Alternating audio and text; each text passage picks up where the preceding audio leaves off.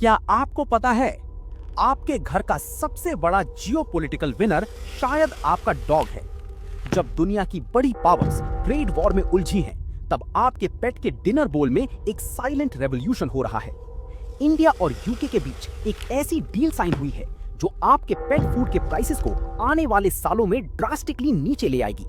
इस स्क्रिप्ट को एंड तक देखिए, क्योंकि ये सिर्फ केवल की बात नहीं है, ये इंडिया की ग्लोबल ट्रेड स्ट्रेटजी का एक नया चैप्टर है।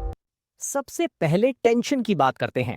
अगस्त 2025 में यूएस प्रेसिडेंट डोनाल्ड ट्रंप ने इंडियन इंपोर्ट्स पर एक मैसिव 25% एक्स्ट्रा टैरिफ लगा दिया।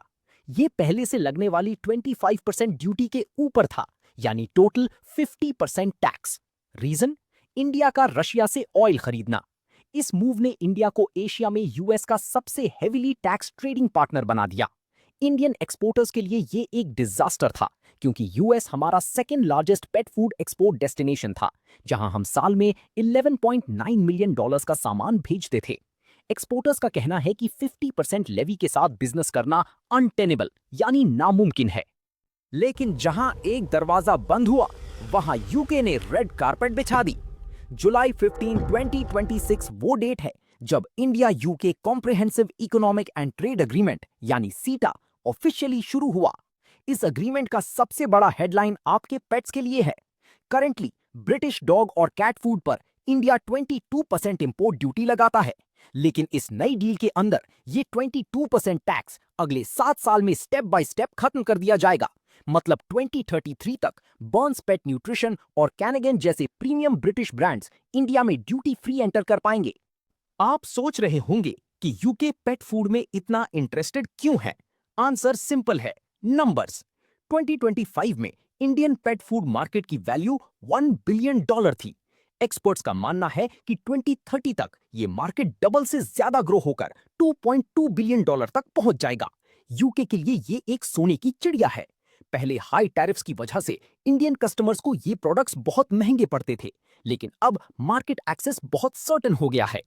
पर रुकिए, ये डील सिर्फ डॉग फूड तक लिमिटेड नहीं है। अगर आपको ब्रिटिश लग्जरीज पसंद हैं, तो आपकी शॉपिंग लिस्ट सस्ती होने वाली है। इंडिया ने UK made chocolates, pastries, cakes और कॉस्मेटिक्स पर भी फेस्ड टैरिफ कट्स ऑफर किए हैं। चॉकलेट्स पर 33% ड्यूटी 7 साल में 0 हो जाएगी। इवन स्कॉच विस्की, जो हमेशा से एक सेंसिटिव टॉपिक रहा है, उस पर ड्यूटी 150% से गिरकर 10 साल में 40% तक आ जाएगी, अगर वो मिनिमम इंपोर्ट प्राइस की कंडीशन मीट करती है। अब आप सोचो, इंडिया ने इतना सब यूके को दिया, तो बदले में हमें क्या मिला? इंडिया ने एक मैसिव विन सिक्योर की है। यूके अब 99% इंडियन एक्सपोर्ट्स पर 0 ड्यूटी लगाएगा। हमारे लेबर इंटेंसिव सेक्टर्स जैसे टेक्सटाइल्स, फुटवेयर और मरीन प्रोडक्ट्स अब यूके मार्केट में बिना किसी टैक्स के बिक पाएंगे।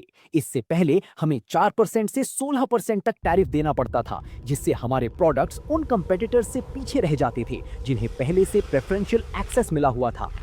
और सिर्फ सामान ही नहीं, हमारे आईटी प्रोफेशनल्स के लिए भी एक बड़ी खुशखबरी है। डील के साथ डबल कंट्रीब्यूशन कन्वेंशन भी इफेक्ट में आया है। इसका मतलब है कि जो इंडियन आईटी एक्सपर्ट्स टेम्पररी काम के लिए यूके जाते हैं, उन्हें अब 5 साल तक यूके में सोशल सिक्योरिटी कॉन्ट्रीब्यूशंस नहीं देने होंगे।